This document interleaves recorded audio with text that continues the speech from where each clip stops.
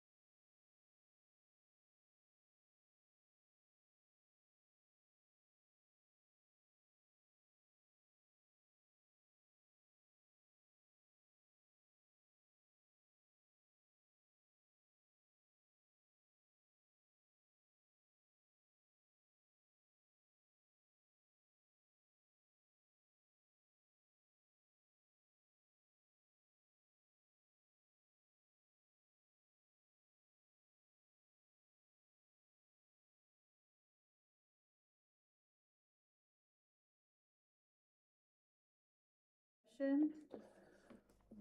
And where is?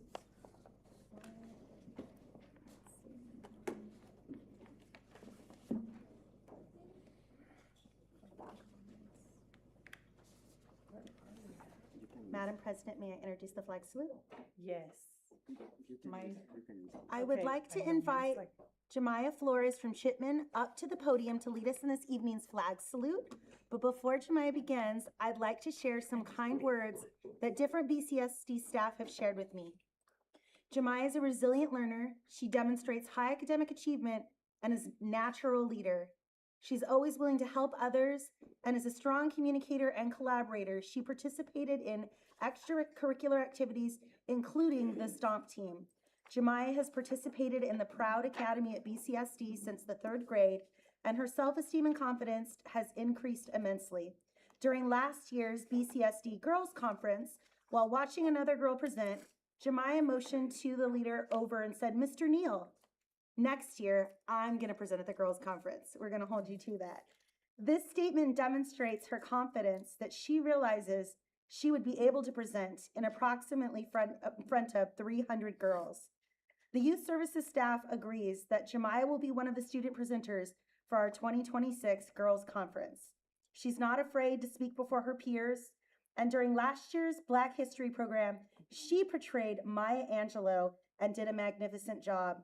She'd like to become a pediatrician someday, and we'd like to continue to celebrate students like Jemiah for applying essential skills in every day that she does, for her dedication, her loyalty to her friends, her school, her community, and her family. Jemiah, will you please lead us in the Pledge of Allegiance? Please stand.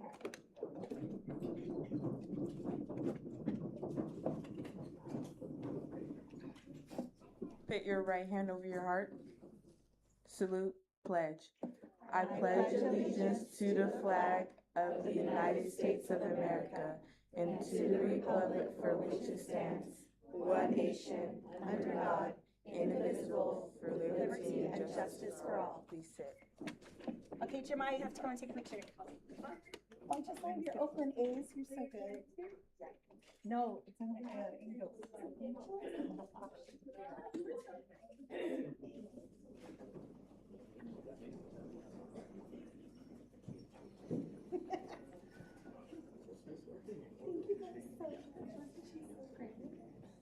You gotta be in the middle. Parents are always in the middle.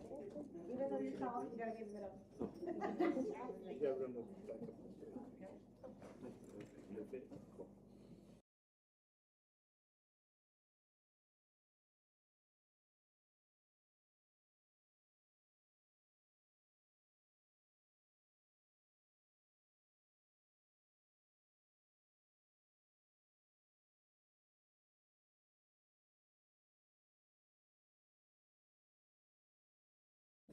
My mouth is stuck. I know, I was like, I'm just gonna go like, working on it. First I was logged in, and then my mouse is not working. Se congeló. Okay. 3, report of closed session action.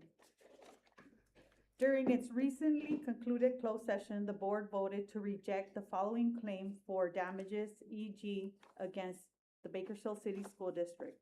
The vote was unanimous. And now moving on to number 4, Excellence in BCSD Employee Recognition Program. Mr. Mike Havens. All right, good evening, Board of Education, Cabinet, and members of the community. It is my privilege to recognize the following employees for excellence in education for the month of December. And we're going to start with the first category of accountability, and the employee is Ernestina Mendez.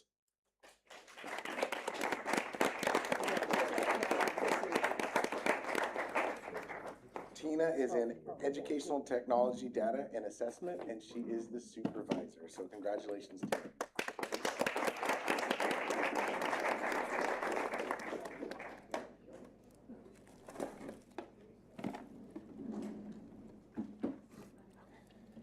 Next up, same category of accountability, Jacob Bravo, grounds worker 2. Oh.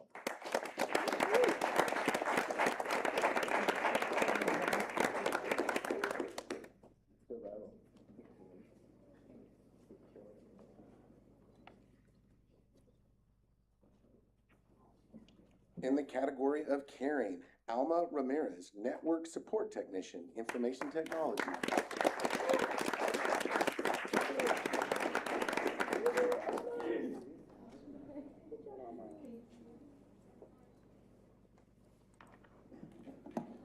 In the category of caring, Christina Brooks, Early Childhood Instructional Assistant at Harding Elementary.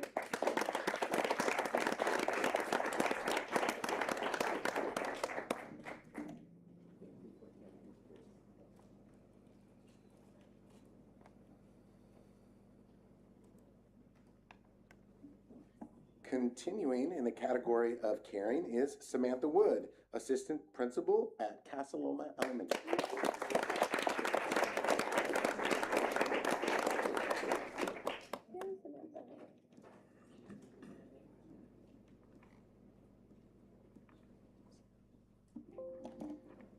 Once again, the category is caring, and I want to recognize Valerie Apodaca, CPAL at Noble Elementary.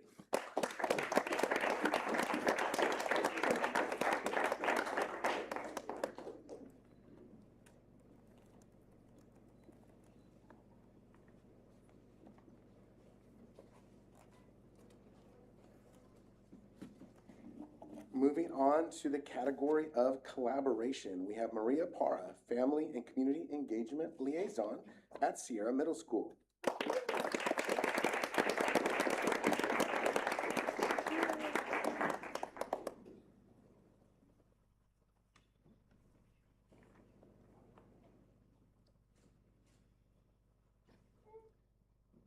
Continuing in the category of collaboration is Melissa McWilliams, elementary teacher at Fletcher.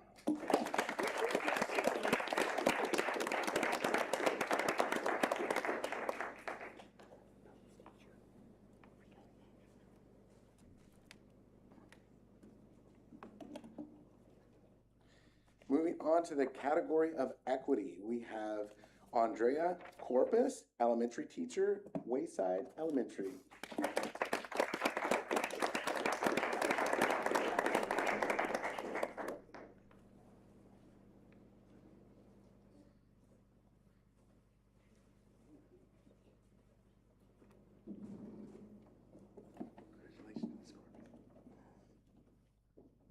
All right, moving on to our next category. I'm sorry, we're staying in equity. Judith Torres, elementary teacher at Harding Elementary.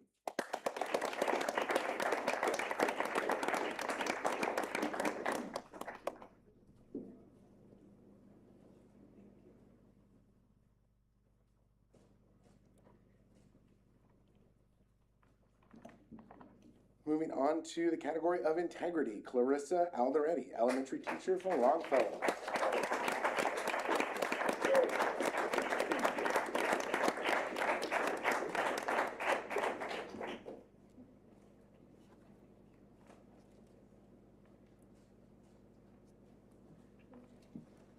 In the category of integrity, Daniela Baltazar, instructional specialist, federal and state programs.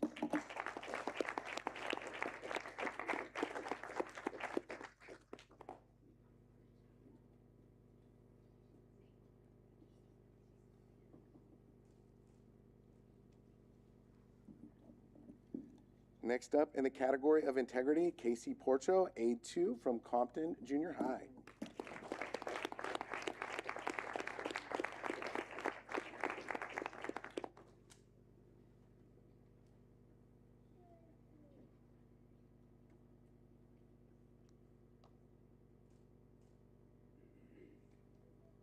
Moving on to our last category, workplace safety, Jose Vargas Jr., Administrative Secretary 2, Communications.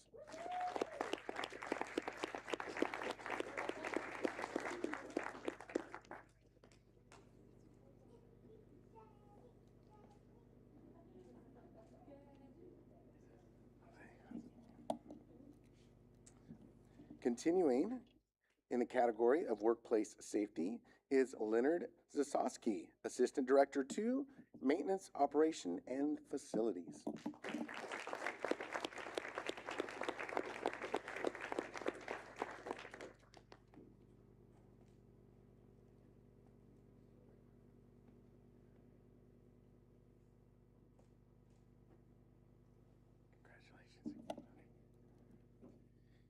And last but not least, in the category of workplace safety, Max Rodriguez, campus supervisor from Penn Elementary.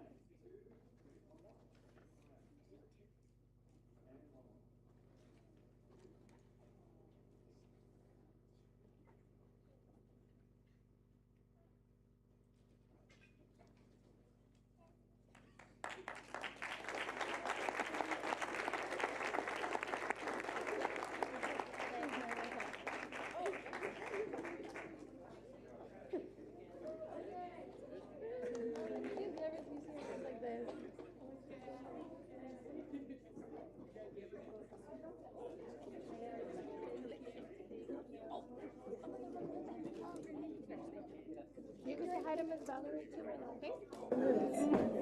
I almost saw it.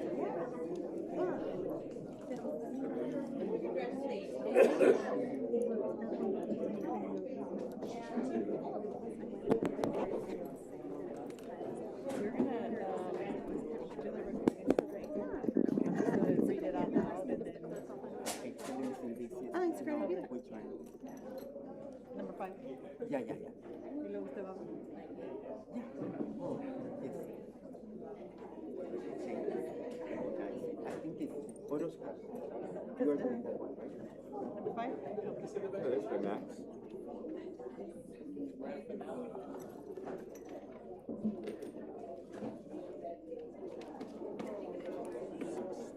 It smells like flowers and cinnamon. You smell it? But it's flowers and cinnamon. I know, it's nice. The pine cones. I just smell the lotion. Andrea, let me use your lotion. Smell it. It's like a caramel lotion. That smells like caramel. Yeah, it does. Andrea, you have to text me a picture. The lotion. I keep smelling my hands. That's what she's going to It's funny.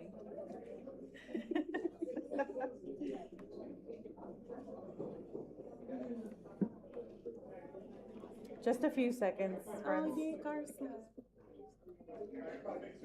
Oh, excellent. No, we'll wait for them to close the door. Go ahead.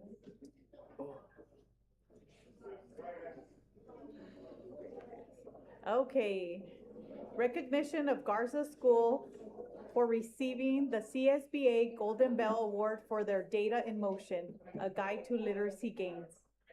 Ms. Orozco, please. Good evening, President Laura Salgado and Board of Trustees. And tonight is a great honor for me. I've seen a lot of this team being teachers, being support staff. I just have to say that they're just phenomenal. When you go watch them do their magic with our students and with our teachers, it's just phenomenal. So I'm just very honored to be able to give you this award. So we will start with our principal at Garza. It's Julie Segura Padilla.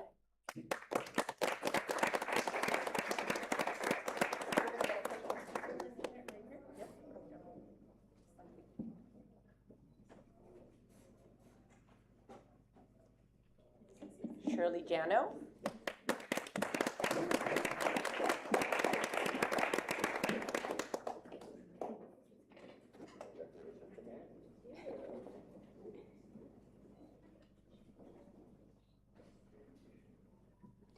Alicia Gutierrez O'Reilly.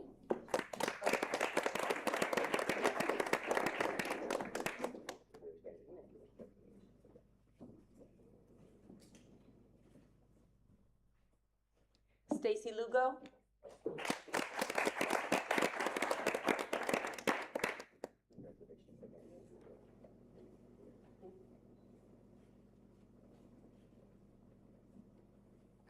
Jenny Lara.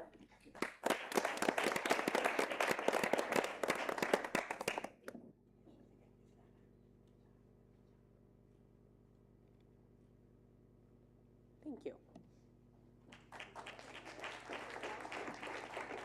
Oh. For the oh.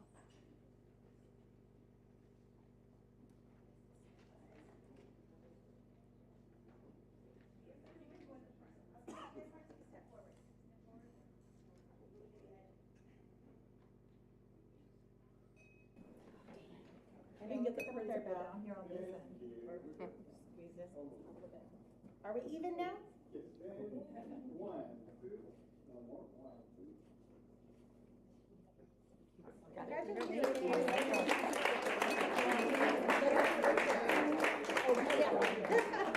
We walked around school. Just, I was gonna say, I hope you're like, all together.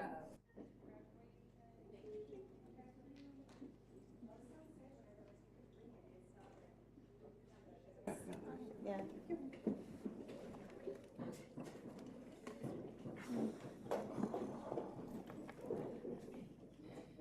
Skip them some.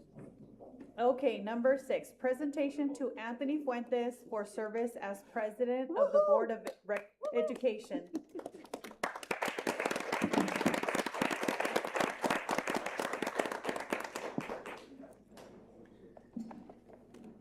Presidente Fuentes. The plaque reads in recognition of your outstanding leadership as president of the Board of Education for the Bakersfield City School District during the year 2025. I want to say a few words about Presidente Fuentes. Since I joined the district as an interim superintendent, Presidente Fuentes has been very clear about the direction of the district, and he has been very clear about the need to have a board that is collaborative, that works together, that actually has a mission clearly driven by the success of the students. I haven't seen and experienced anything other than real care for the students that we serve. He also believes in the teachers and the staff that work in the district, and he makes that known when we are having discussions about the work of the district. And he also has been very clear, this is not about personal agendas or political agendas. The only agenda that he always puts forward is the agenda on behalf of the students. So President Fuentes, thank you for your leadership, and please come on up.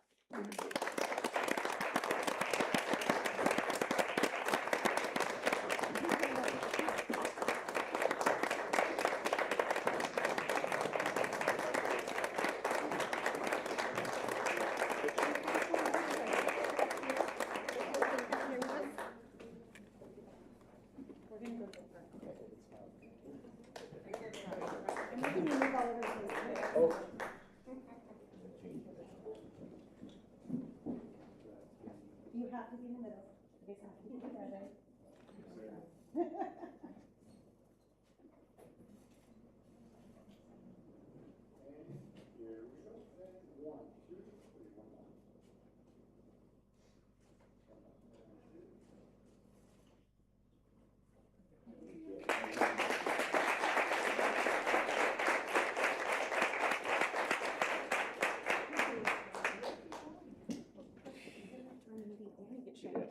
Imagine that.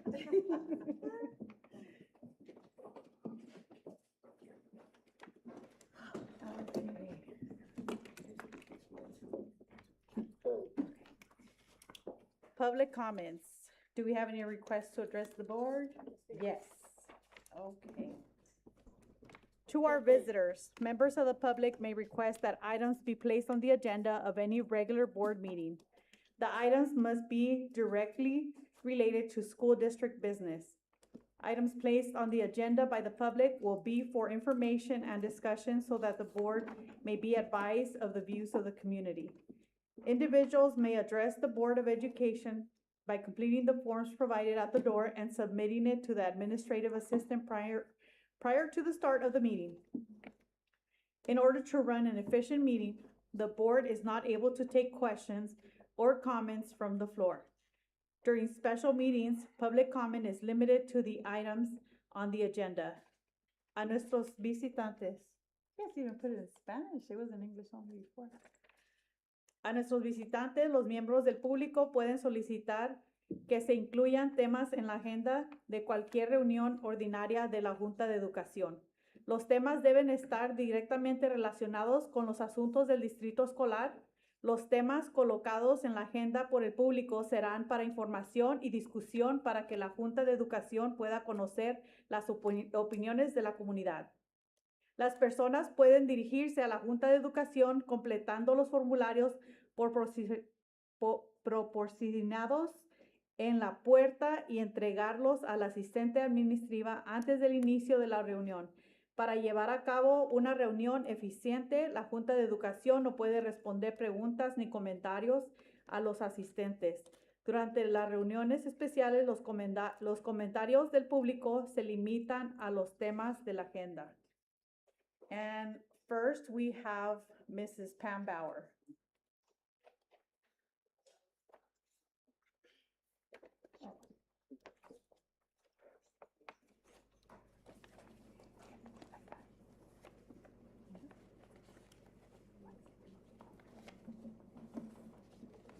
I was ready this time. Good evening, and before I actually get into what I want to say, I want to thank everybody up here and out here who came to Teddy Bear Picnic last Thursday. We had a very successful luncheon, and we will have a fundraising report for the board, I believe, in January. That's our goal for the January meeting. And mark your calendars, February 28th. We're going to have our second annual fun run up at BC, which of course we hope you were all there. And if you were a runner, which I am not, I'm a waddler, but you're happy to run. And kids and family, it is really a family-oriented event. So like I said, mark your calendars, details will follow. What I really want to address tonight is about hiring the new superintendent. I've been associated with Bakersfield City Schools since 1969, before some of you were born. I saw that face. And Dr. Carpenter was the superintendent at the time. So over the years, I have seen quite a few superintendents and interim superintendents come and go and serve our schools, our students. And I can honestly say most of them, I think, did a pretty good job. But I want to say that I hope when you're considering who you're going to hire, first and foremost, it should be somebody who has been a teacher during their lifetime. Because, you know, legislators think they're all experts on schools because they were a student at some time. But actually being in the trenches, teaching the kids is a whole different ball game. So a history of teaching. Somebody who's familiar with California, because California, as we all know, we are our own breed here compared to the other 49 states. Somebody who is honest. And I'm not saying we've had dishonest, we haven't, but it's important to be honest. If you as a board member are doing something wrong, the superintendent should tell you that. And if he's doing something or she's doing something wrong and you tell them, they should listen and say, oh yeah, maybe I am doing something wrong. That's very important. Honesty is like number one after teaching for me personally. You need somebody who's flexible. They may have a really great plan, but you have some other information that might need to tweak it some way. So they should be able to listen to you and see if it works. And if it's not going to work, that's okay, but they must be able to listen to you. And if it is going to work, be flexible enough to change. And lastly, they must cherish children. Children must be on the top of their agenda. because I know sometimes we make fun of the motto where the child comes first. I mean, I get it. But really, for this district, the child really does come first. First and foremost, that is our job. So I guess one more thing, financially intelligent. I know we have with Ms. Gladden a wonderful business officer there, but the superintendent still should understand the budget, how the money's going on state, local, and federal levels, especially as crazy as it's been this last year and will probably be for a couple more years. So with that, I hope you all have a terrific holiday season, celebrate everything, and a healthy new year, because it will be happy if you're healthy. Thank you. Thank you, Ms. Bauer. Next, we have Terry. Mr. Terry Maxwell, sorry.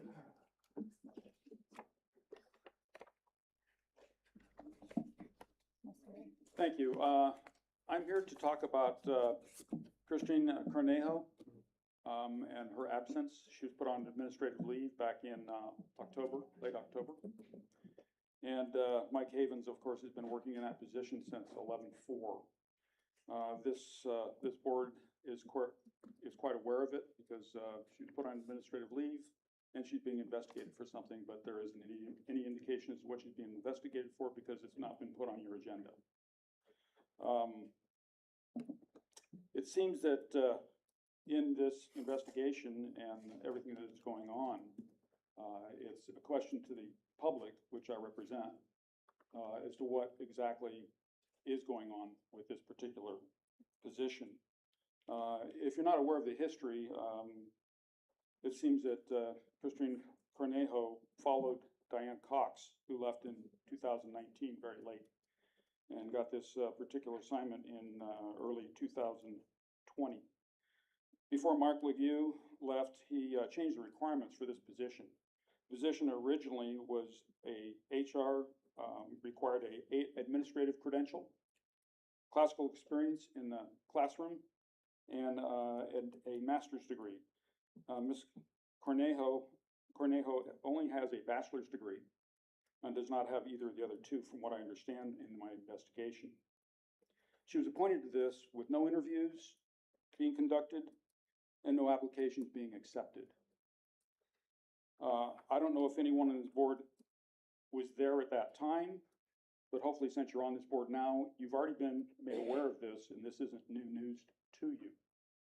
I think it is imperative that this board be honest with the public and let us know exactly what is going on with this important position and what exactly is that investigation all about.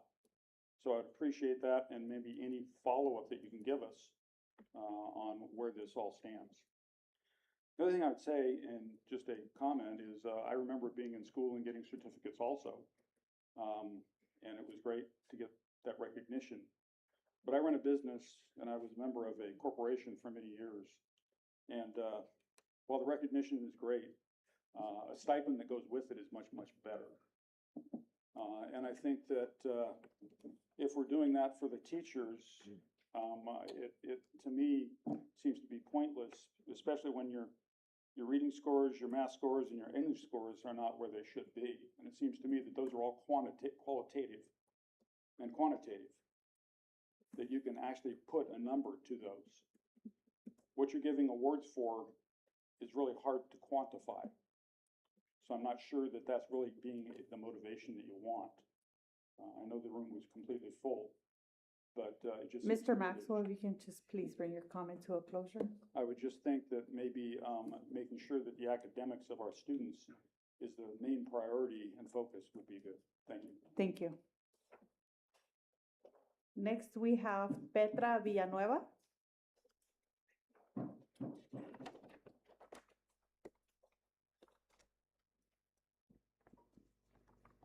Buenas noches, mi nombre es Petra Villanueva, vengo de la escuela Mount Vernon. Good evening, my name is Petra Villanueva. I come from Mount Vernon Elementary. Ok, voy a hablar varios puntos y el primero es acerca del cuarto de los padres que tenemos en la escuela. I will touch several points. The first one is regarding the parent center we have at the school. A nosotros se nos informó que la nueva directora que tenemos iba a venir para hacer cambios positivos, We were told the new principal that was coming was going to make positive changes. pero desgraciadamente para nosotros como los padres, But sadly for us as parents, en lugar de estar ganando padres, estamos perdiendo padres. instead of getting more parents, we're losing parents.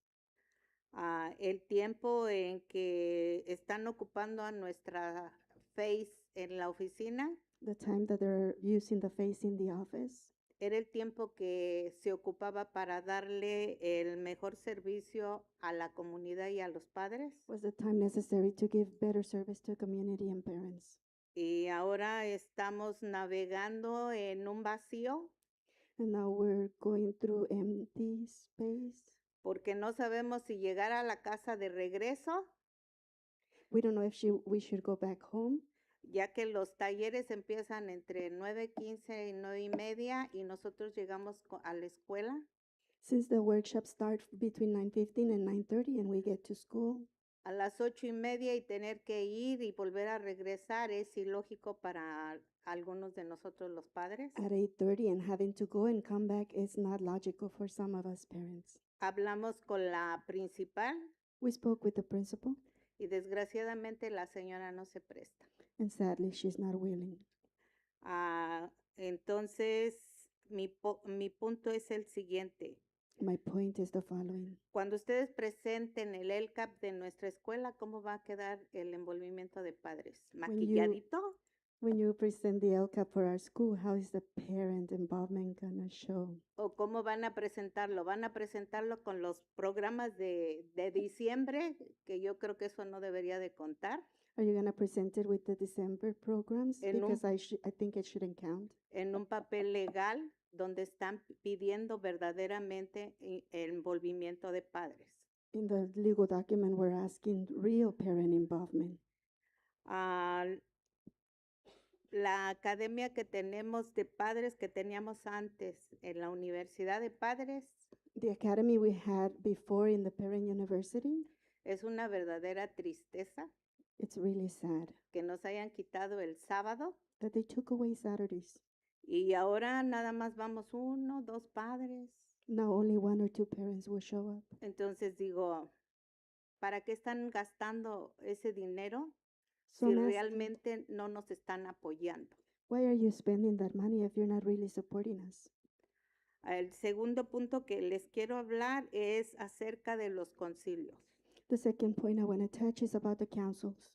¿Cómo verdaderamente se escoge a las personas que representan a los concilios tanto del bilingüe, del DAC, del CAC, de DPAC, por medio de un papel? How are people nominated for DAC, DLAC, CAC through a paper Dentro de las escuelas, within the schools? o realmente lo hacen como hoy? Me quedé yo muy sorprendida en el concilio de DPAC, Or do they really do it like today? I was very impressed with the DAPAC que council. presentaron a las personas que estaban interesadas a que hablaran y nosotros las conociéramos. They presented the people that were interested, so they had a chance to speak and we were able to meet them. Y el siguiente punto es, ¿qué concilio es el que realmente cuenta? The second point, the following point, what council really counts? ¿El programa bilingüe The bilingual program o cuentan los demás? Porque en muchas de las escuelas solamente toman en cuenta el programa bilingüe. or do the others count? Because at many schools they only take into consideration the bilingual program. Nos están dejando fuera a los que venimos a representar al DAC. They're leaving out those who represent the DAC. Nosotros no tenemos DPAC We don't have a DPAC y tampoco tenemos representación de niños de educación especial. and we don't have representation for special education students. Y yo voy a todos esos concilios, pero me dan 3 minutos para hablar del título 1 I go to all those councils and they only give me 3 minutes to speak on Title I. y solamente de lo que yo les doy del informe ponen 2 o 3 cositas. Entonces, And- ¿qué chiste tiene venir a sus concilios? What report I provide, they only write 2 or 3 things. So what's the use of coming to the councils? Y por último, quiero hablar del programa VAPA. Por lo que más quieran, no nos quiten el programa del baile. Lastly, I would like to speak about the Visual and Performing Arts program. Please do not remove that VAPA program. Porque aunque no lo crean, ese programa nos ha ayudado mucho a mantener niños fuera de las pandillas. Believe it or not, that program has helped us greatly and to keep the kids out of gangs. Nuestro medio ambiente está muy difícil y muy pesado. Our atmosphere is very difficult and Y very este heavy. programa nos ha ayudado mucho. And Por this favor, program piensen lo has que van a hacer. has helped greatly. Please think on what you're Y doing. muchas gracias y gracias porque no lo había dicho, pero recibí los libros de El CAP. Thank you so much and thank you. I hadn't Están muy mentioned it. interesantes I y received espero the que LCAP cuando book. vamos a tener la reunión podamos decir nuestros pensamientos. It's very interesting. I hope when we have that meeting, we can share our thoughts. Muchas gracias. Gracias, señora Villanueva. Number 8, approval of minutes of the regular meeting on Tuesday, November 18, 2025. It is recommended that the minutes of the regular meeting on Tuesday, November 18, 2025 meeting be approved. Do I have a motion? Motion. Approve. Are we gonna make an amendment? Yes, I would like to make an amendment before we approve them. Okay. So I reviewed the minutes and I just wanted to make sure that the specific mentorship camp that was here asking for a meeting, was mentioned specifically as Piles Camp. It just said Boys Camp, and I just want to make sure that's on the record so that we follow up, especially because it was a free mentorship program and we're always talking about how we need more of that.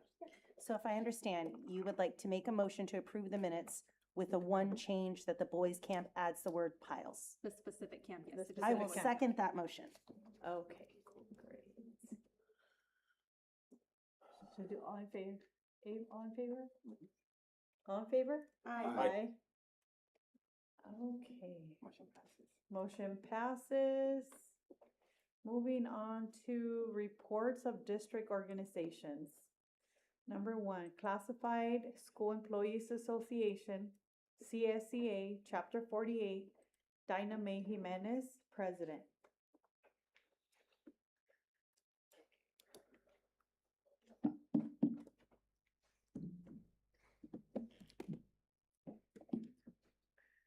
Good evening, interim superintendent and members of the board. As stated, my name is Dinah May Jimenez, California School Employees Association, Chapter 48 President. I come before you this evening to provide an update. We recently held chapter recently held a special information and ratification meeting on Thursday, December 11th, to vote on a memorandum of understanding, MOU, regarding contracting services through a third party for paraeducators, as well as an increase in hours for sign language instructional assistants and infant technicians. I am pleased to report that the MOU was unanimously approved by our membership. Our labor management meeting was held yesterday, Monday, December 15th at 9 a.m. with Human Resources. At these meetings, we bring forward member concerns and issues we are facing. One such issue involved custodial hours being changed unilaterally across school sites without notification. As a result of our discussion, these changes have been placed on hold until the district meets with us to discuss the proposed revisions. I would like to provide a negotiations update. I feel that negotiations have been progressing well, and we are close to reaching a tentative agreement. The remaining articles under discussion include health and welfare benefits and salary. We have been informed by the Assistant Superintendent of Business Services that due to declining student enrollment, the district's budget does not allow for a raise this year. While it is true that enrollment is declining across Kern County, other districts facing the same challenges have settled contracts with their staff, with their classified staff, and provided their classified staff with raises of up to 3%.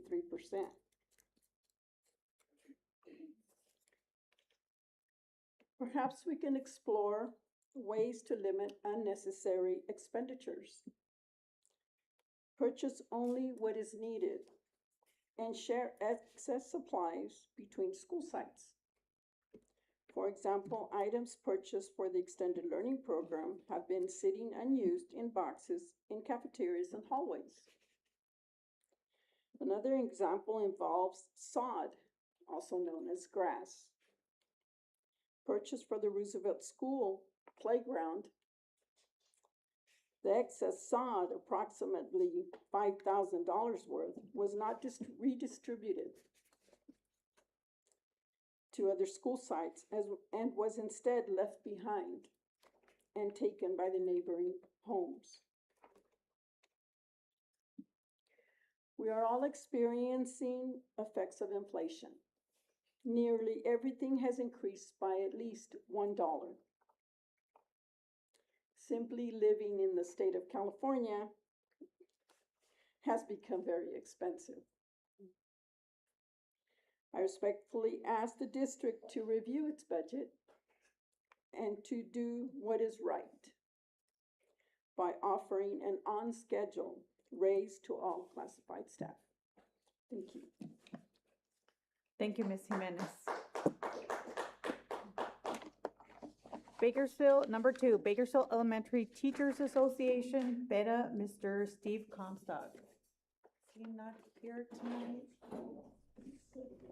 He's here. Oh, he's here.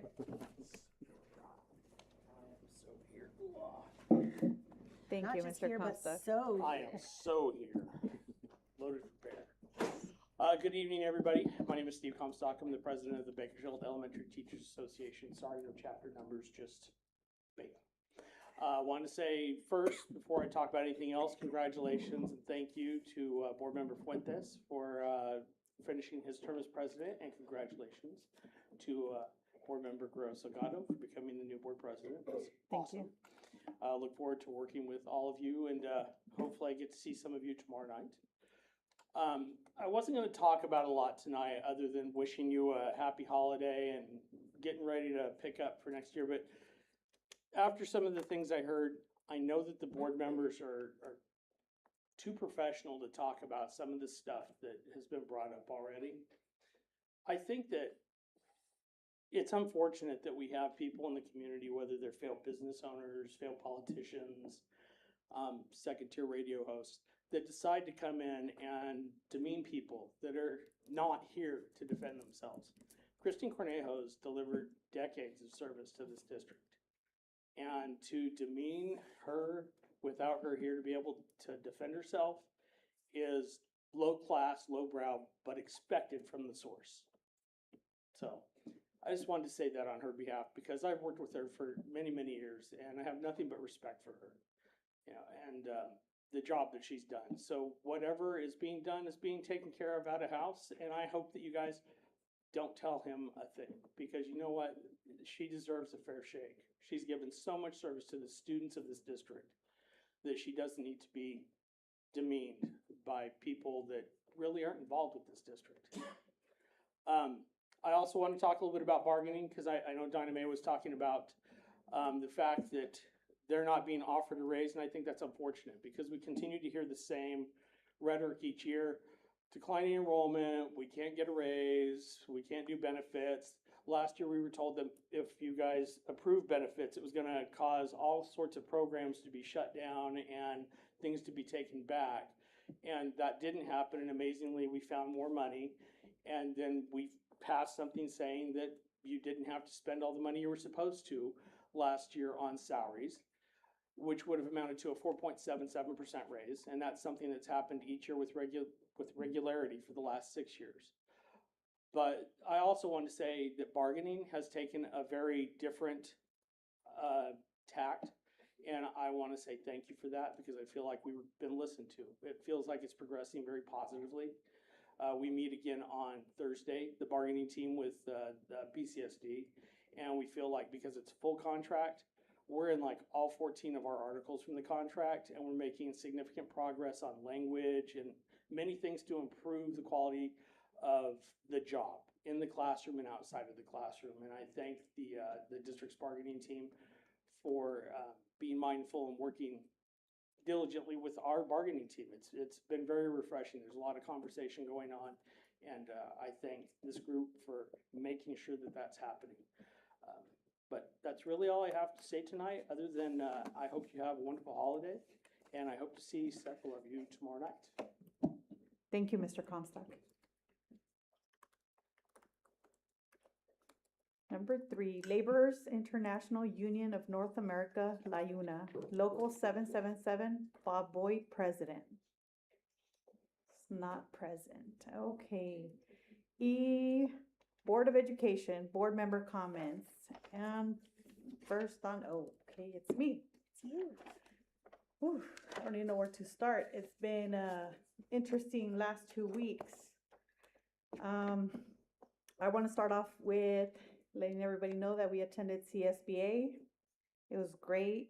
It was actually interesting, you know, having people outside CSBA strongly voicing their opinions. We are a public school district, so we need to be mindful of that the door is open to everybody, right? Also, I wanted to remind everybody that our parent centers, our faith liaisons are available, ready to help our families. And if there's somebody that you know or one of our students, please redirect the teacher or the students or the parents back to our faith liaisons.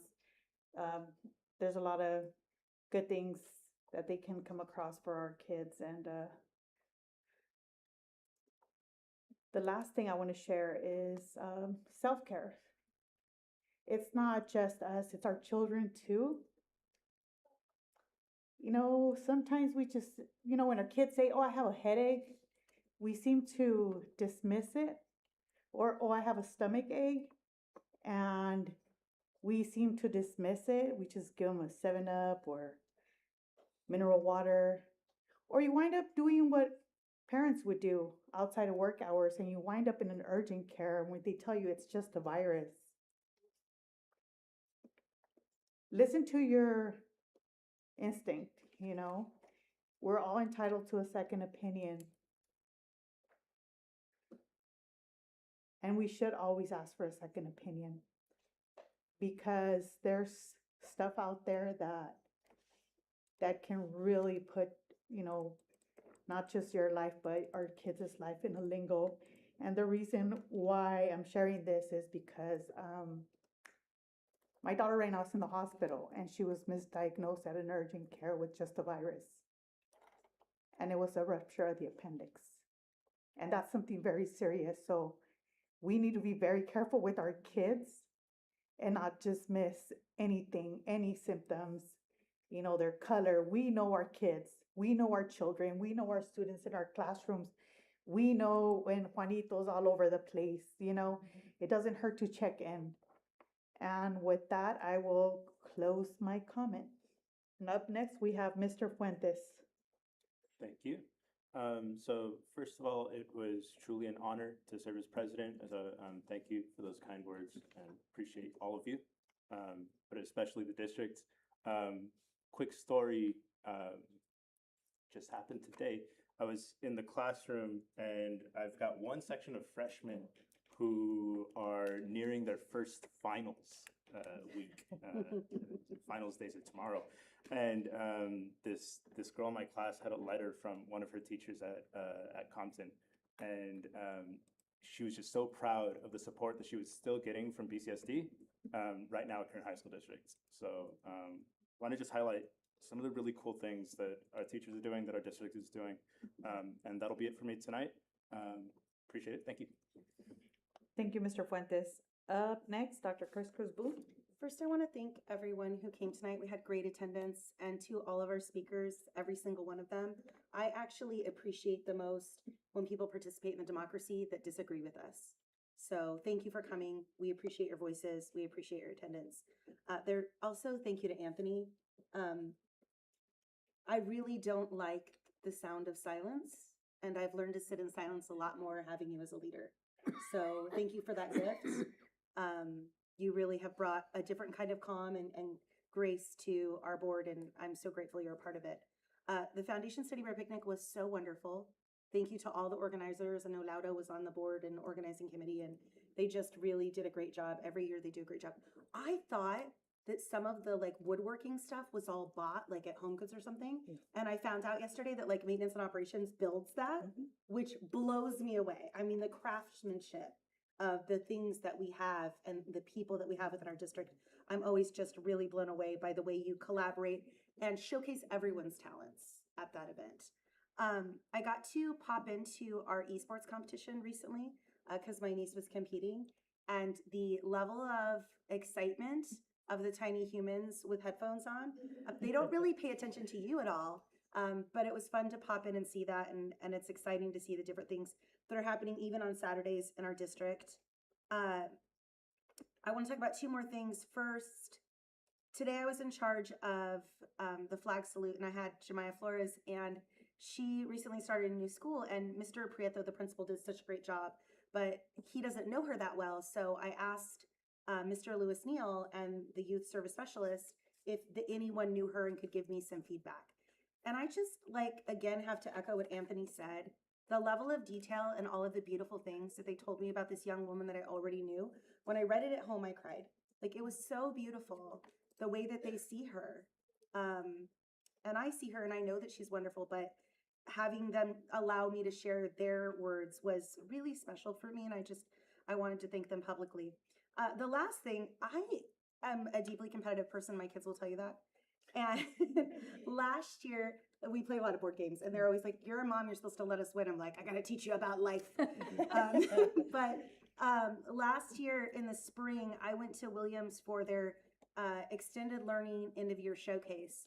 And one of the things they had at the showcase was this banner where people would pick a book and they could take the book home and say, "I'm going to read this book." And there were kids and they were writing and they're like, "I'm going to read 5 books. I'm going to read 10 books. And so I was like, "I'm on your school board and I'm going to read 100 books."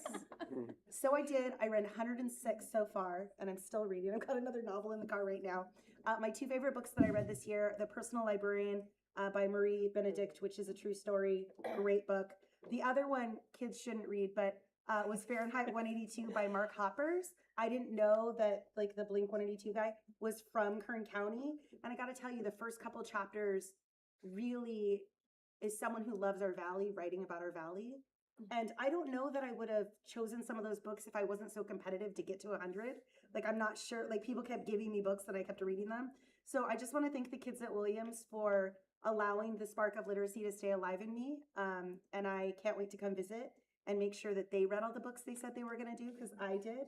But thank you to Williams for keeping that cultural literacy alive and letting me be a part of it. Thank you, Dr. Chris-Boone. Up next, Ms. Malley. I want to know how many of those were audiobooks. A lot. Probably like I feel like that like counts half. too. I do count audiobooks. Like half of them are probably audiobooks. If you have some commute time, for sure. Yeah, I do. Thank you to the public speakers as well. I also did want to thank Mr. Anthony Fuentes. He is very calm, cool, and collected, and he also has the ability to speak incredibly fast and get through things. So I really appreciated his time as president, and congratulations. I'm happy to be under Laura's leadership now. I did want to start off by acknowledging the foggy weather we've been experiencing. I know safety always becomes a concern this time of year, so I wanted to thank the families, bus drivers, and staff for taking extra care to ensure students arrive at school safely. And we appreciate everyone's patience during these conditions. I know Dr. Aguilar Fort, we asked him if he knew what the fog was, and being from elsewhere in California, he said he was familiar. We didn't have to explain it to him, but it's intense this time of year. I do want to mention I was also appreciative to go to the California School Boards Association conference. It's always a valuable experience to meet with other school board members across the state and stay current on policy and governance best practices. This is, I believe, my third year on the board, and I'm still learning so much every single meeting and every single conference that I attend. Also, the teddy bear picnic was amazing. I'd never been to one of those. I'm an educator myself, and I always feel a little strange about taking time off because this is a very intense time of the year. But this year I went, so I wanted to thank Pam Bauer and everybody else that commits so much of their time to that event. I know I saw Cindy working like crazy, Cindy Elmore.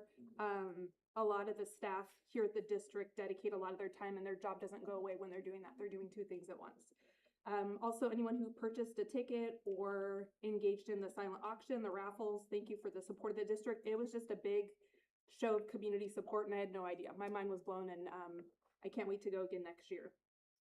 Dr. Cruz Boone always inspires me every year to go to the winter concerts. She's like Superwoman going to 10 at the same time, and she has a strategy. So I made it to one. Actually, I made it to two if I count my sons. But I did have a chance to go to Harris, and it was a really joyful experience. That auditorium was packed. Everyone was so happy, and I was just very thankful to be included in the magic of that night. And yeah, it was great. Other than that, at the end of the year, I just wanted to thank our interim superintendent as we're closing out the year. During our transitional period, his leadership and guidance has really kept everything moving forward steadily and smoothly. And we're grateful for your commitment as well to our students, staff, and district. Thank you, Ms. Malley. Up next, Mr. Egger. Yes, thank you very much. First, I want to thank Anthony. Being my first year on the board, I've learned a lot and appreciate the hard work that you did for us. Just to piggyback on the compliments to Dr. Aguilar Ford, thank you for the last 4 months. I thank your leadership. I thank you bringing us forward. And we, speaking on my own, and being part of this governance team, I'm very proud to be here. And I see with your direction for a few months that we do have you more. I appreciate that so much. And I can't thank you enough. This past week, or actually yesterday and the rest of the week, Dr. Chris Cruz Boone and I have been and continue to visit some school sites.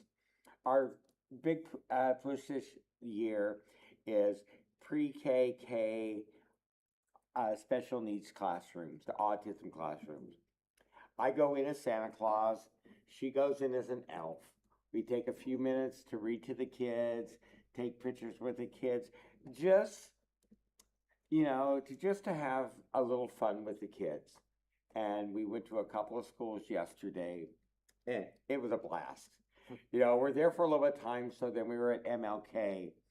And we went to a couple of regular classrooms, and then there was a child that the counselor talks to every day and says that she puts Santa Claus, she calls Santa Claus to let the Santa Claus know what type of day the little girl's having. So she said, Mike, will you talk to her? Because she will believe. And so the little girl's having a little rough day. And so she brought her over to me, and we sat on the bench and just chatted. She brought me her little phonics card, and we worked on that. And it just was very rewarding of our purpose for being here. Then we went into the cafeteria for the upper grades lunch. So that in itself was an experience. I mean, these kids roared. So we sang Jingle Bells real quick to kind of calm everything. But it's so rewarding to be out in our schools in that respect and seeing the excitement of the kids and just that dedication from our staff on every day that they're there. And, we present awards, for people's access here at every board meeting, and you have to realize those people, there's hundreds more that are exactly like them every day that, hopefully they'll all get recognized at one time, but they're doing an exemplary job. And I, as a board member, so appreciate, what I see. Fortunate, one of my grandson's special day teacher got rewarded today, and it just was so proud. You know, my wife said, "Can I make a standing ovation when they call her name?" I said, "No, please don't." You know, but it's not just her; it's everybody that came here and received an award.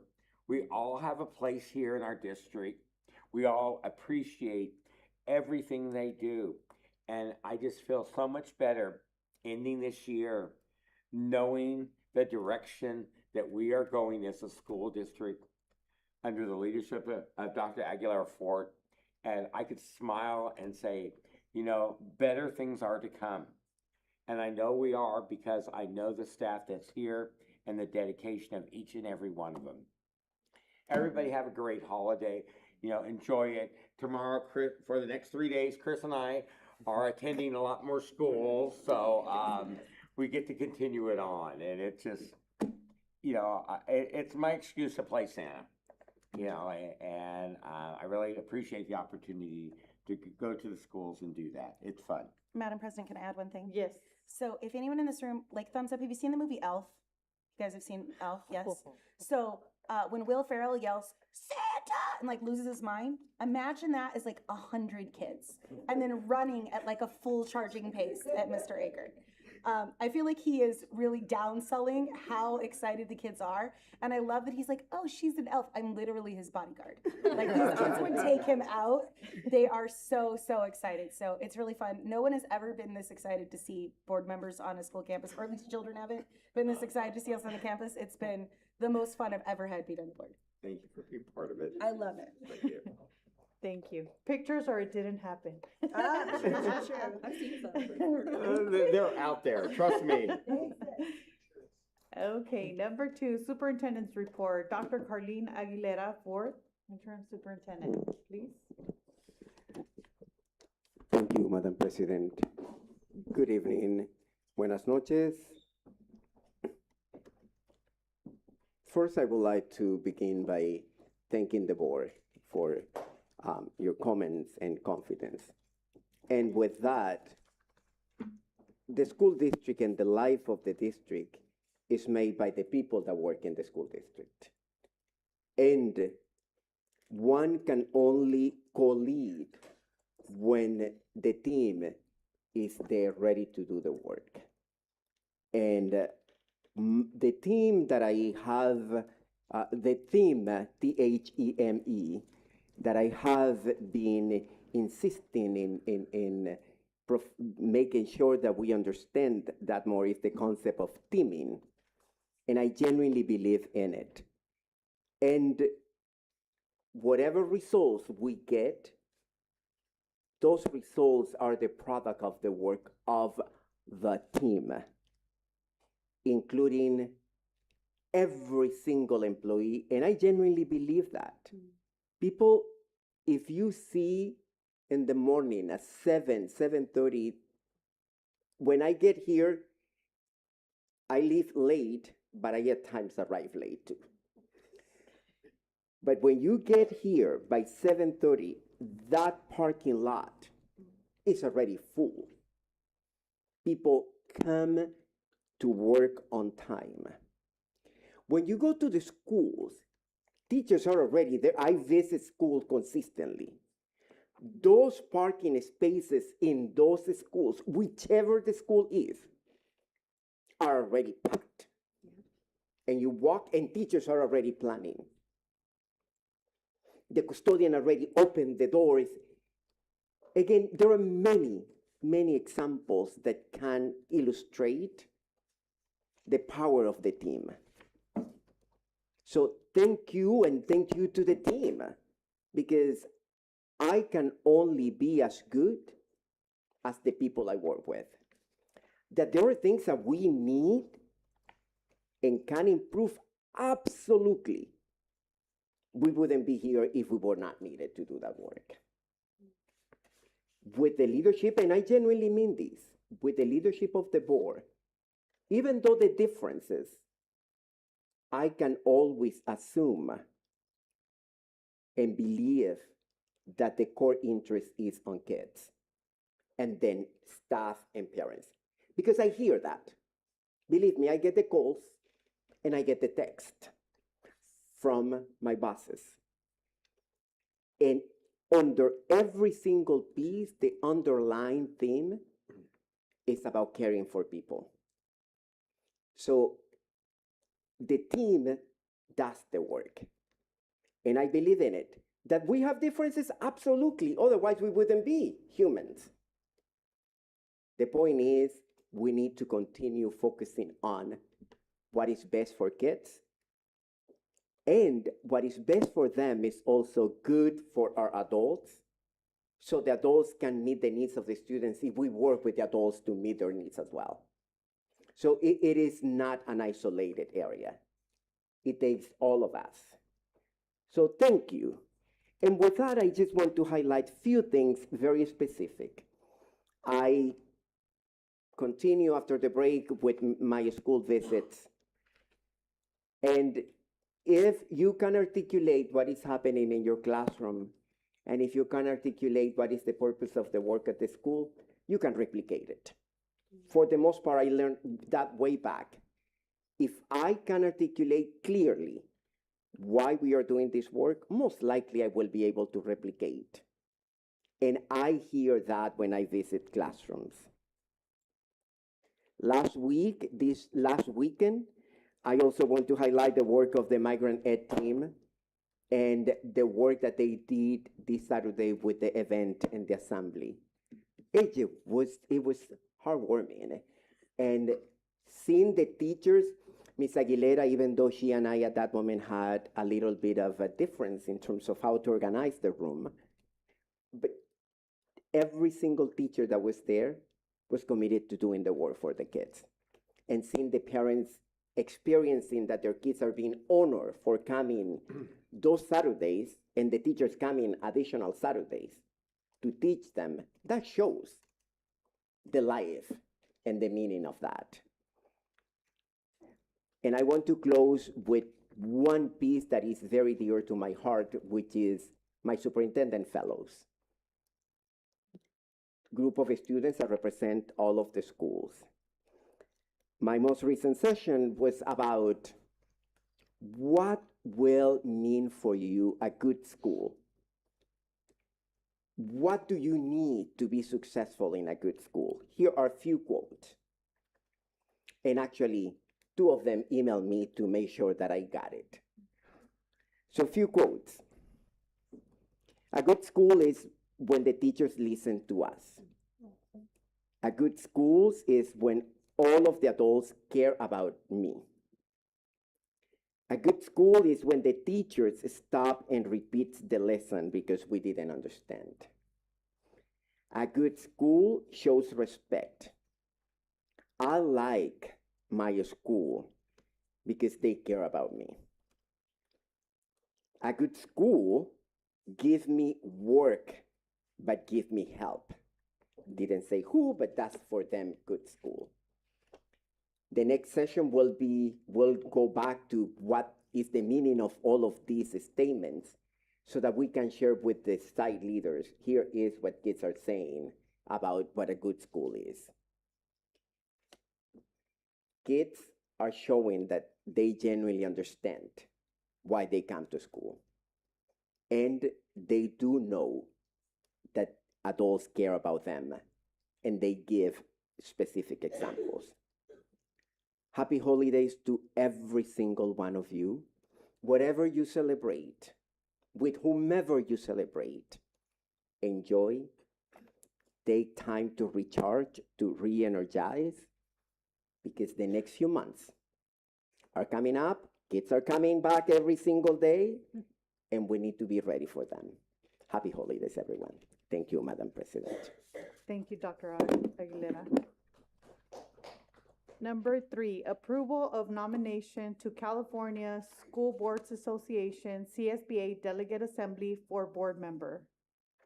It is recommended that the board member be nominated to the CSBA Delegate Assembly. Nominate Chris Cruz Boone. Dr. Chris Cruz Boone. Do I have a second? Second. Second. Okay, all in favor? Aye. Aye. Congratulations. Thank you. And thank you for your service on that as well last year. Yeah. He just smiles away. Since I pulled up into the parking lot, Mr. Fuentes has been smiling. I've never seen him smile so big, and I said, why are you so happy? It's your turn. That's why. Okay, let's see. Number 4, election of trustee, representative, and alternate. It is recommended that a trustee, representative, and alternate be elected to the Kern County Committee on School District Organization and authorized to cast one vote for each member to be elected to the Kern County Committee on School District Organization at the annual fall trustee meeting. This is Chris. I nominate Brooke Malley Alt and Laura Guerrero Salgado as alternate. I'll second. All in favor? Aye. Thank you. Giving us more work. Number 5, administrative hearing panel action, physical impact, none. It is recommended that the administrative hearing panel's recommendations be approved. Do I have a motion? This is Chris. So moved. Second? All in favor? Aye. Aye. Thank you. Now the board will take a 5-minute recess.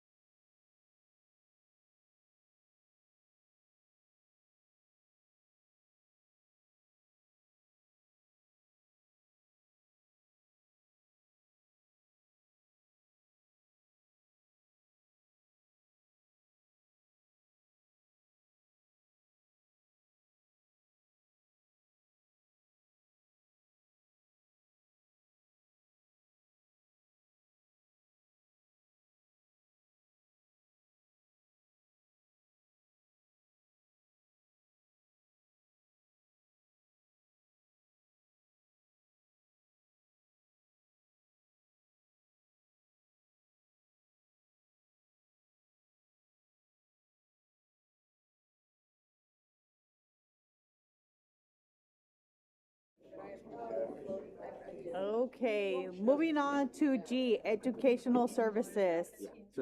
One, assistant superintendent's report, and this is Ms. Orozco. Good evening, Madam President, Guerra Salgado. Tonight I don't have anything directly under my division at this time. So just wishing everybody a great Christmas, great break, and just thank you to everyone for a great end of the 2025 year. Thank you. Thank you, Ms. Orozco. H, business services. Assistant superintendent's report and Ms. Gladden.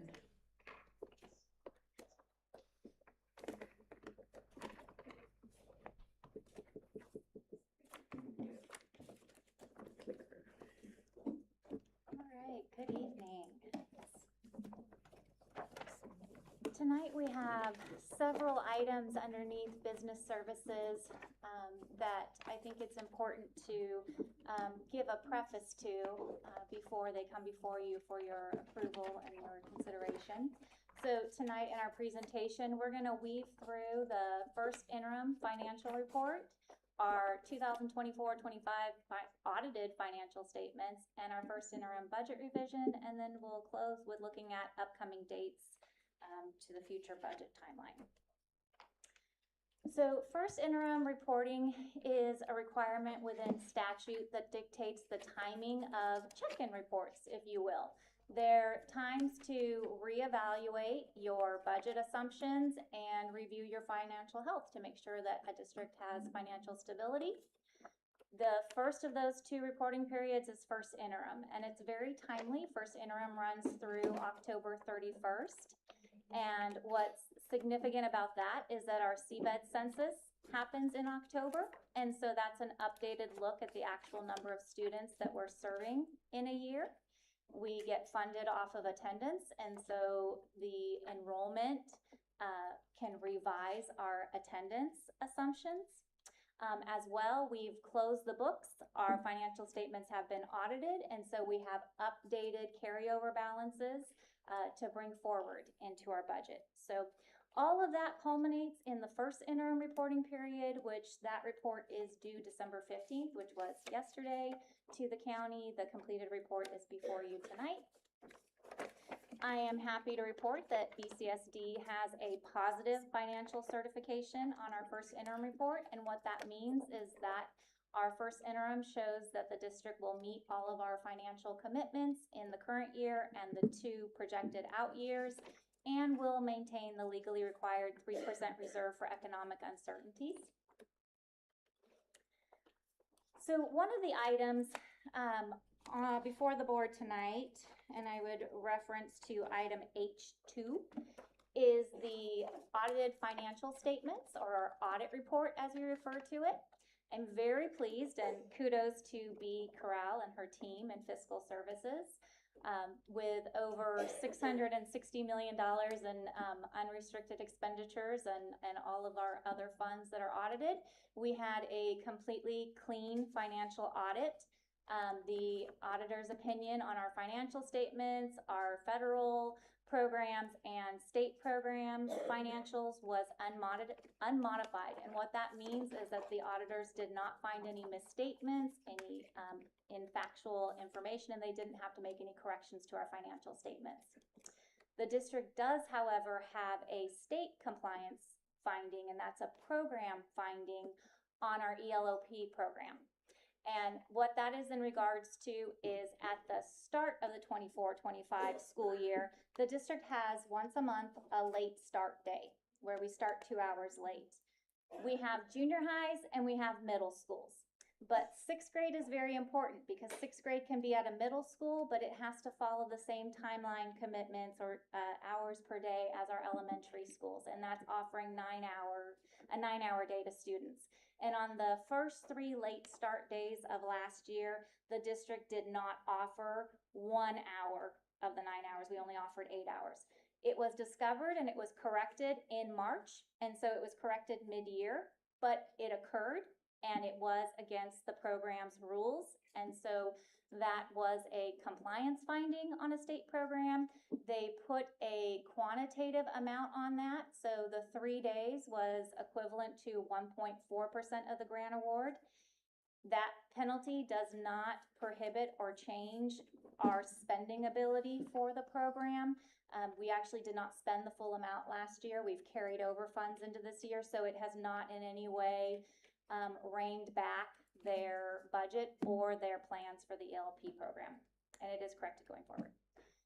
So importantly, once we've closed the books and all of our accounting and our assumptions have been validated through the audit process, we have the actual final carryover balances, and we bring those forward, and those are reflected on the first interim period in our first interim budget revision.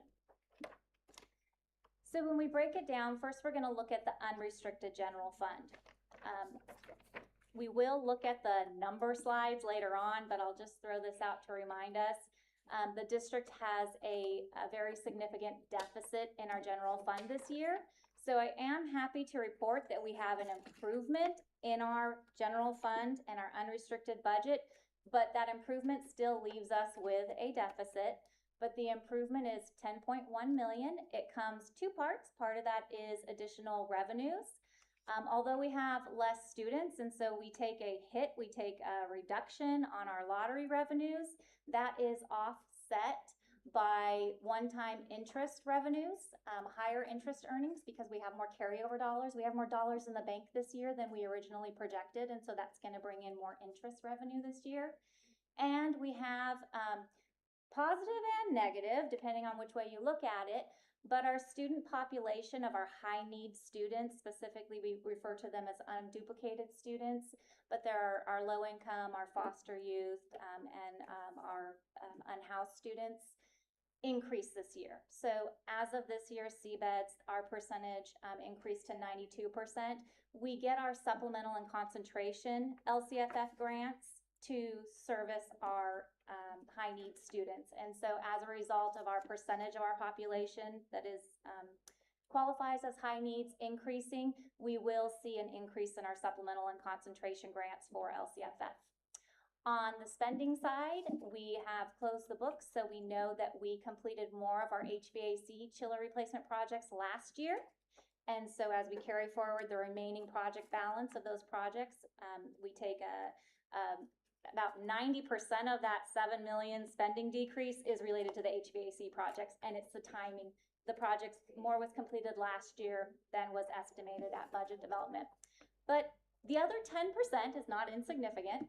And so the other 10% comes from one-time savings, just recognizing where there's position vacancies or frozen positions that will not create an expenditure this year. And as we brought over those carryover balances of our categorical programs that weren't fully spent last year, we can charge indirect services and direct services to those, and that comes back to the general fund as a reimbursement. Can I ask a quick question? Yes, absolutely. Is it normal to have carryover funds typically every year, or is it something that was unique this year? We have them every year, even in a normal year, but we are still in an abnormal environment as far as we just finished spending all of our ESSER 3 dollars last year. So that was almost $100 million that displaced a lot of our other federal dollars that we would have spent. And so we have a higher carryover this year because we're still coming off of those COVID dollars. But as a whole, we tend to get grants that are multi-year grants. So they have an intended spending time that passes over fiscal years. And so that naturally is going to result in when you receive the funds, you spend in that year, you carry over the balance for the life of the program. Okay, when we look at the restricted budget, there's really two reasons why the restricted budget will change. And this is, this hits first interim more heavily, and that is we've closed the prior year. So when we built our budget, we built it on estimated amounts that would be unspent, and we update now at the first interim with the actual remaining balance of those grants, entitlements, whether they were multi-year programs or if it was carryover from programs that only have 1 year of carryover in them. But it allows us to continue those services into 2025-26. And the other reason is this is the first, we've reached the point in the year where we're going to start getting our official grant award letters, and we're going to start getting the updated entitlement amounts from the CDE. So we adopt our budget with projections of how much we think that we're going to get for our federal and our state categorical programs. But as those actual awards come in, we reflect those actual amounts and updates in our budget. I did choose a graphic that's a little misleading because it makes it appear that it was an increase. I just liked that picture. I thought it gave the idea.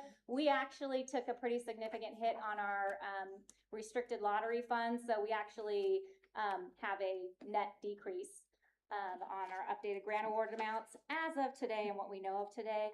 And for the public and for our employees, I would refer you to the agenda item H4. For the budget revision, the first page of the budget revision is an itemized detail of all of the programs that are in the carryover changes and the updated grant amounts. Okay, looking at the district's enrollment history, I went back quite a number of years, and so unfortunately it didn't allow me to easily put the numbers on here. The light blue bars represent the years of enrollment decline. The dark blue bars represent the years of enrollment growth. And I think what's important to note, for 25-26, our CBEDS enrollment was 27,410. That was definitely a bigger decline than we anticipated when we were staffing for this year and when we were planning our budget. We looked at the prior year trends and the trend line, and we were expecting a 0.83% decline. This year hit a little bit harder, and we actually came in at a 3.4% decline. We are funded off of attendance. Kids can't attend if they're not presently enrolled. So our enrollment is a major assumption for us anytime we update our budget and anytime we prepare a financial report such as first interim or second interim. So you can see when you look at the chart, during the leading into 2008, which they refer to as the Great Recession, you can see the district had 4 years of decline. And once we rebounded out of 07-08, we had 12 steady years of enrollment growth.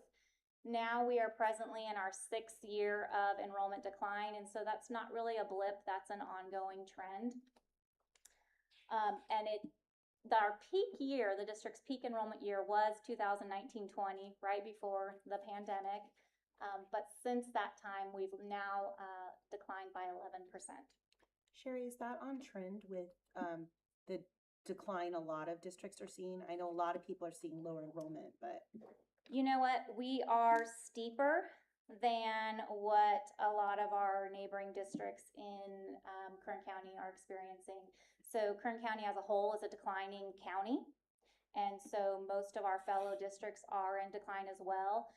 But our decline seems to be a bit steeper than our neighboring districts at this time and at this year.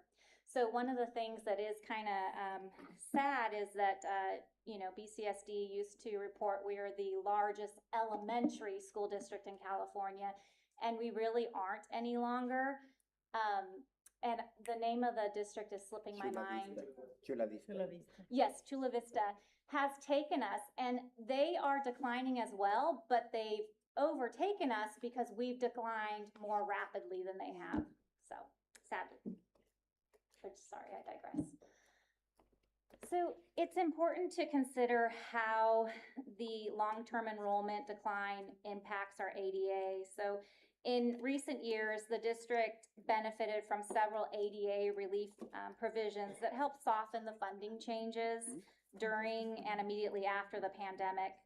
These protections are now largely expired. So as a result, our funding is increasingly tied to our current year and future years' declining attendance, making the budget more sensitive to enrollment changes. So on this one, this is a more zoomed in snapshot. So just from 2019-20, our peak and pandemic year, through 2025-26. And this is the time period where the state adopted different ADA relief measures. And as of prior fiscal year, 2024-25, those relief measures no longer benefit us. So the 2020-21 was funded at your peak, your 1920 ADA. So they allowed you to maintain that high ADA during the pandemic when attendance was low because, of course, people were sick with COVID and other things. In 21-22, they allowed a proxy ADA, which allowed you to take the attendance percentage that you had in 1920 and apply that to your enrollment, so it gave you a boost. And now those reliefs are gone. So now we are funded off of the average attendance of the prior 3 fiscal years. So what that means is, as you over the long term continue to decline, your funded ADA is going to continue to decline as well. And there's no relief in sight because the measures that were there for the pandemic are expired because the pandemic is now in the rearview mirror. So what does that mean, or what does that look like if we look at it in consideration to our LCFF award? So this year, LCFF base grants received a COLA of 2.3%. But that gets watered down when you have declining enrollment and your ADA is decreasing. So a 2.3% COLA on the base grants was actualized as a 1.58% increase to our LCFF entitlement year over year. So in 24-25, our funded ADA was 27,071.24. We have a decrease in our funded ADA of over 500 kids, pardon me. And so how that looks on our LCFF did grow, but we're getting a watered down version. We're not receiving the whole 2.3% as a whole on that. So our supplemental concentration saw the biggest gain on this budget revision. Our LCFF was updated to reflect our CBED census, which includes enrollment, but it also includes that unduplicated count, that high need student count. So in total, our new LCFF projection for this year is about $427.8 million. We had no change in our base or our grade span adjustment because, again, those are funded off of the average of the 3 prior years. It has nothing to do with the students we have this year. So those don't change. But what does change is the add-ons. The add-ons has a TK factor, and our TK actually did come in at projection this year, and it came in pretty strong. So we were able to increase our ADA projection for TK by 17 kids, and so that's an additional almost $97,000. But the most significant increase on our LCFF is in our supplemental and concentration grants, and that's as a result of that higher unduplicated percentage, as I mentioned. So now we're going to start looking at the numbers charts, and I'm sorry we can't really avoid them, but starting in softly here. So looking at our general fund in a summary version, our unrestricted budget as of first interim has an improved deficit of $16.7 million because we previously were sitting at a deficit of $26.9 million. Our restricted budget, we are spending down those multi-year awards and the carryover from those multi-year awards, which are in our restricted reserve. So we have a deficit of $41 million, but the important thing on that is an intentional deficit as we spend down those dollars and we provide those services. So just for information or reference, providing the circle charts there to kind of show how that breaks down. LCFF is, of course, our biggest revenue source, and salary and benefits are our biggest expenditure. So that was a very good question earlier leading into, is carryover normal? And carryover is normal in a budget, but we are still in a slightly abnormal situation here where the amount of carryover funds that we have and the amount of one-time grants that we receive to move things forward post-pandemic is still higher than what we would normally carry. So 16% of our budget, in other words, $116 million of our restricted budget are one-time dollars. And those are very heavily, as you look at the programs, in programs that carry positions, they carry extra time, they carry professional development, as well as ELOP is on there as well, so services directly to students. So as we continue to spend down those carryover funds, and as these programs that have these multi-year awards, these one-time programs expire and sunset, we will start seeing the amount of our restricted budget that is funded from one-time dollars decrease, but we're still gaining the benefits of those higher one-time availability dollars right now. So looking at our multi-year projections, for the current year, this is unrestricted and restricted combined. So we had that 16 million unrestricted deficit and we had that $40 million restricted deficit, bringing us to a total net decrease in our fund balance this year of 57.7 million. And we carry forward that theme in the out years as well. And then it's really more helpful to break your multi-year projections down, especially when you're looking at the net increase or decrease in your balance. Break it down in between unrestricted and restricted programs. And so that's what this slide does. So still looking at the current budget year 2025-26 and then looking at our 2 out years. We see, I'm gonna focus you on the second row in the chart, the net increase or decrease in balance.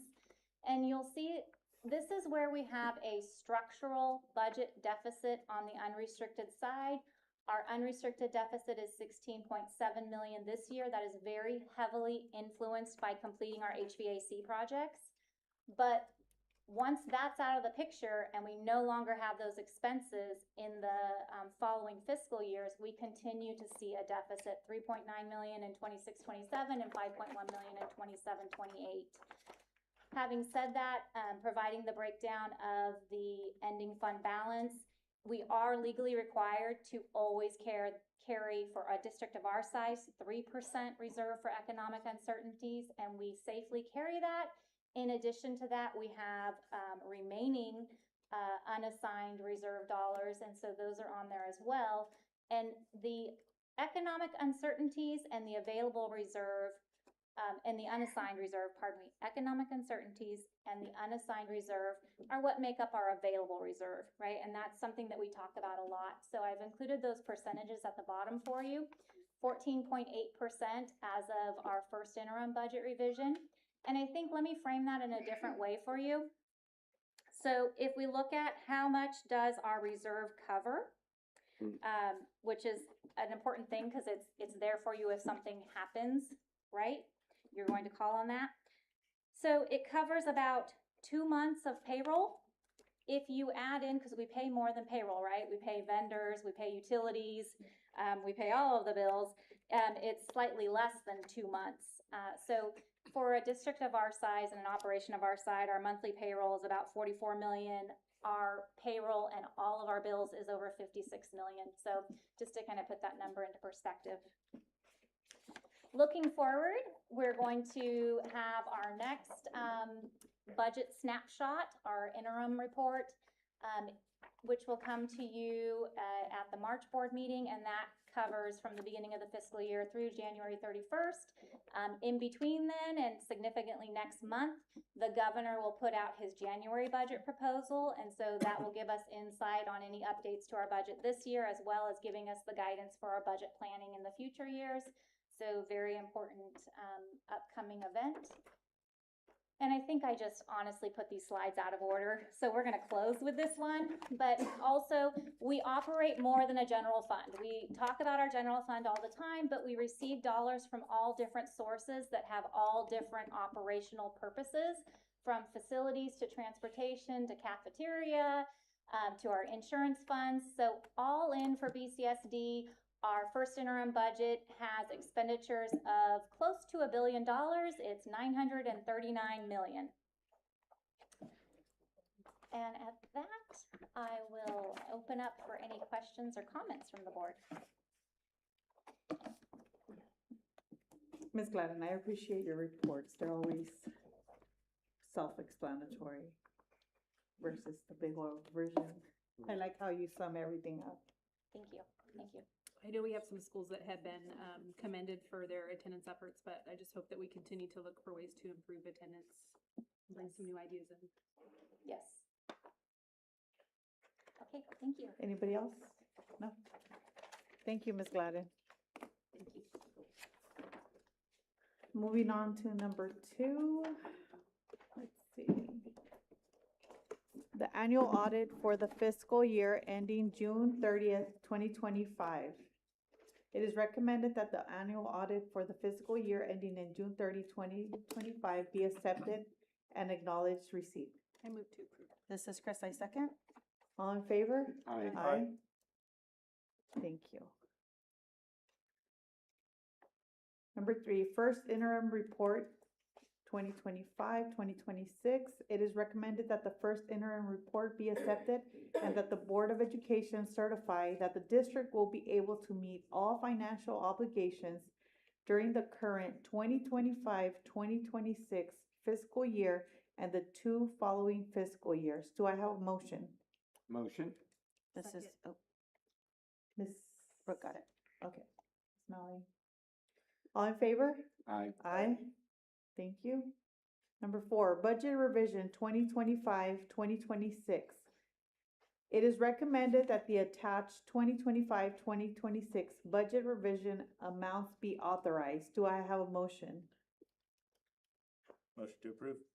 Thank you, Mr. Fuentes. Second? Second. Ms. Malley. Thank you. All in favor? Aye. Aye. Oh my gosh. Okay, human resources, assistant superintendent, we have right now Mike Havens. Mr. Haven. Good evening, board. For you tonight, I do not have an official report, but I do have several items seeking approval on, starting with the approval of the memorandum of understanding between the district and CSEA, as well as the approval of the certificated human resources report and the classified human resources report. Thank you. Let's see. Number 2, approval of the memorandum of understanding between the Bakersfield City School District and the California School Employees Association, chapter number 48, CSEA, regarding special education aids, sign language instructional assistants, and infant technicians. It is recommended that the MOU between the district and CSEA regarding special education aids, sign language instructional assistants, and infant technicians be approved. Do I have a motion? I move to approve. Second? Second. Thank you. All in favor? Aye. Aye. Oh, we had discussion? Discussion. You have discussion? We had some discussion. Oh, okay. Okay. I just, glad to see that we brought the, sign language interpreters in line with the instructional aids. I know that was an issue last year, and I think it just kind of got overlooked, you know, the importance of them as vital as the A2s. I'm glad that we have brought that, you know, to completion, or they're compensated fairly. Thank you, Mr. Eggert. Any more discussion? Don't we only have one infant tech in the district? Okay, I thought so. I've met her before and she told me she was the only one. We still have more, but we only have one. Okay. Oh, because it says technicians, huh? It's pro. Okay, so all in favor? Aye. Aye. Okay, number 3, approval of the certificated human resources report. It is recommended that the certificated human resources report be approved as submitted. Do I have a motion? Motion to approve. Second? Second. Thank you. All in favor? Aye. Aye. Okay, moving on to the approval of the classified human resources report. It is recommended that the classified human resources report be approved as submitted. Do I have a motion? Motion to approve. Second. Thank you. All in favor? Aye. Aye. Aye. Okay, board policies. Number 1, revision to the board policies and procedures of the Bakersfield City School District, section 300.11, district records, second reading. It is recommended that the proposed revision to the board policies and procedures of the Bakersfield City School District, section 311, district records, second reading, reviewed as a first reading on 11/18/2025 be adopted. Do I have a motion? This is Chris, so moved. Do I have a second? Second. Thank you. All in favor? Aye. Number 2, revision to the board policies and procedures of the Bakersfield City School District, section 603.10, alcohol and other drugs, second reading. It is recommended that the proposed revision to the board policies and procedures of the Bakersfield City School District, section 603.10, alcohol and other drugs, second reading, reviewed as a first reading on 11/18/2025 be adopted. Do I have a motion? This is Chris, so moved. Second. Thank you. I just, oh, go ahead. Go ahead.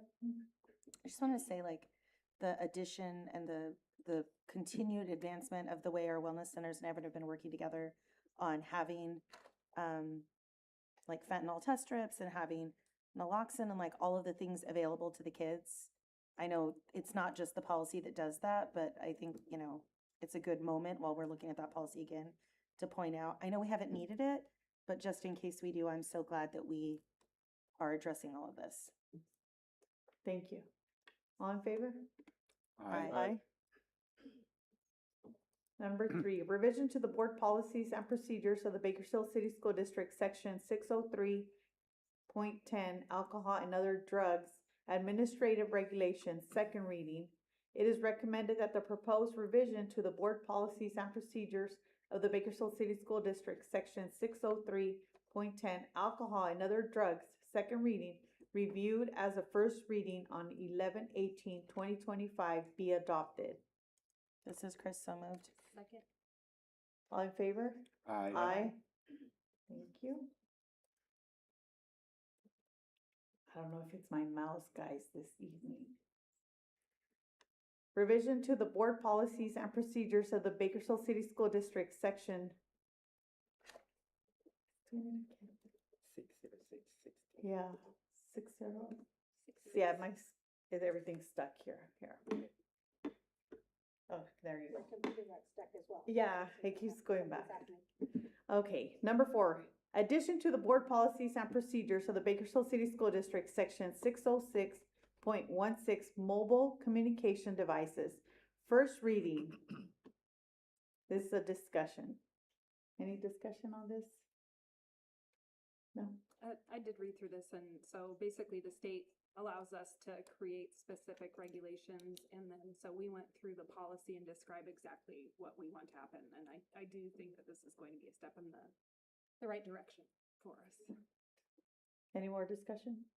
I think it's going to be interesting because I foresee that we will have to update this policy pretty regularly as the technology changes, as the classroom environment changes. So I feel like whatever we come up with first is not ever going to be perfect because we just don't know what we don't know yet. Especially with the information on the watches, it's like, Oh, how do gosh. you determine if a watch is recording something or Right. not? Or glasses. Like, how do you know? And everything keeps getting better. And I think in our district, the kids are so young, we don't have as much of that technology, but you can't never say never. I mean, everything happens so quick. Anything can be a camera. Anything can be a camera, and I think the way that we were talking about this, not this policy, but just what other campuses do, what other districts do, what other school sites do, and how that's going to carry out, I think is going to be really interesting for our board. I think every board, but I'm curious about our board.